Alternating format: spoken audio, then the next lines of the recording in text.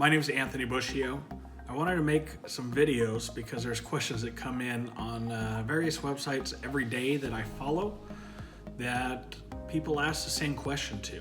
And instead of giving an answer in a chat forum where you just see words on a page, I wanted to do a video so you can see a face of someone who's been diagnosed with the same thing that you have, who's neck deep or further into the process. And I want to be able to share my process with you and help you out. There's a lot of questions. We went through a lot of paddling trying to figure out what's going on and the best way to do things. My best way is going to be, of course, different than your best way, but hopefully I can put you on the same path and a good path and give you some ideas of what to look for and what to ask for. So this is going to be a series of videos I'm going to post on YouTube. You'll see it here. Subscribe to my page. You'll see them come up. I'll do periodic updates of just my condition or of others, but I'm excited to share these stories with you. I'm 32 years old. I'm married to a lovely woman named Brittany. She's great. I don't have any children. I have a fur baby, a Cavalier King Charles Spaniel named Lady Gaga. She's a lot of fun. But my journey, I was diagnosed in July of 2018 while I was 31 years old. A month before my diagnosis, well, actually in February of 2018, I went in for a regular doctor checkup. They did blood work. Everything seemed normal. I do remember talking about some swollen nodes that I had. I thought it was probably just due to stress, and they didn't seem too concerned about it. So I left that doctor's visit thinking everything was okay. Fast forward to beginning of June, when I took a deep breath in, at the top of my breath on my left side, just under my rib cage, I felt a sharp pain. It was always at the top of my breath. It wasn't crazy concerning, but it was enough that I wanted to get it checked out quickly. So I went to an urgent care. At the urgent care, I think I just peed in a cup. I don't know if they even took blood. They could have, but they just thought it was a torn muscle. I played a lot of sports in my day. I know what a torn muscle feels like. It was different than that, and that's why I went into the urgent care. But they thought that I would be okay. They said they could dig in a little bit more, but it'd be $300 or $400 of images and stuff. And I figured, oh, well, if it's just a torn muscle, it's not worth it to do that. So fast forward 3 weeks, I was celebrating my 5th year anniversary with Brittany. And we were just in Dallas, just a little staycation at the Hilton there. And I just couldn't lay down. It was painful. It was painful to move certain ways, and it hurt. It was my left side, and wasn't very fun, but we had a good time. We had a great time together, and came home. Then on about the, I think it was the 27th of June, I had a buddy who worked in an ER, and gave him a ring and said, hey, this side's still hurting. It's tender to the touch. I had rebound pain on it where you push down and let go really hard and it hurts. That's never a good thing in your abdomen. He just said, go into the hospital. They'll do all the tests for you, and your copay will cover most of that, and you'll be on your way to your deductible anyway if they have to cover things. So in I go. They do blood tests. They do an ultrasound. I had I can't remember I think my spleen was 40 centimeters long at that point through the ultrasound. Regular spleen's about 10 or 12 centimeters long.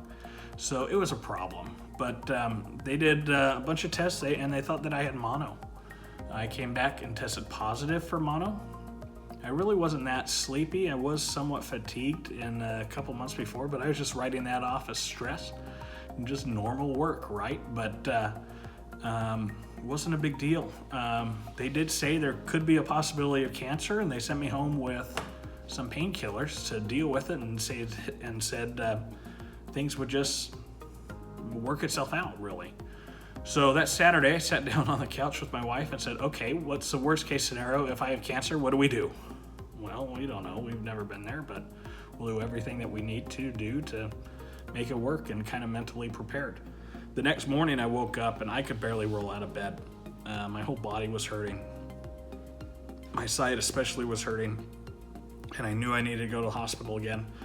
So I wanted to be dignified, and I took a shower, warm shower. That helped calm me down a little bit, and off to the hospital we went. They gave me some other painkillers because really I was hurting, and my whole body was hurting. And I had other swollen nodes, both two near my groin and near my collarbones. They were swelling up significantly. I think they were about 5 centimeters round. It was a little ping pong size of my lymph nodes. And they went in and did a biopsy. Actually, before they did a biopsy, they transferred me up to the surgical floor waiting for my spleen to burst. And that was exciting. Spleen's a tough organ to deal with, and the surgeon came in and at least she was very honest and said that it was tough and she thought it could be above her league and that we might need to transfer hospitals. But fortunately, my spleen, I don't know why it went down. I have some ideas, but we got things under control. I was still on major painkillers. And once I settled down and stabilized a little bit, they went in and did a biopsy. And on that biopsy, actually, I'm trying to remember because I was really full of drugs. I think they did a biopsy that day I went into the hospital. And then a couple days later, still in the hospital, they came back and confirmed we had cancer. And if your experience is anything like mine, I really don't remember. I was actually in the bathroom when the doctor came in.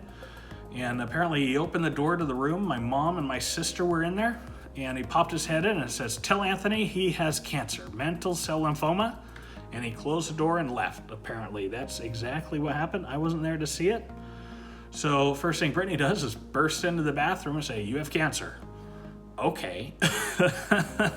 So what do we do with this? And they got things ready to go. They wheeled me downstairs and put in a Metaport, a power port, and then transferred me to another hospital, Medical City, Dallas, to begin emergency chemotherapy. That's where I began my chemotherapy treatment. It was pretty much an emergency life-saving chemo, so I'm very grateful to the doctors and the PAs and the nurses at Dallas Medical City.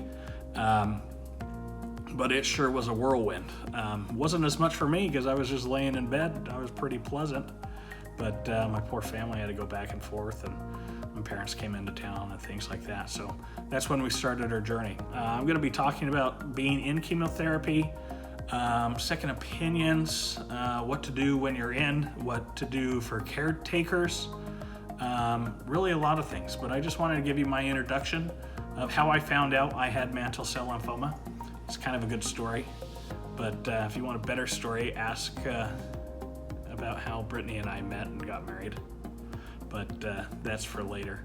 But anyway, this is going to be a fun series, hopefully informative. If you have any questions, let me know in the comments. I'll respond.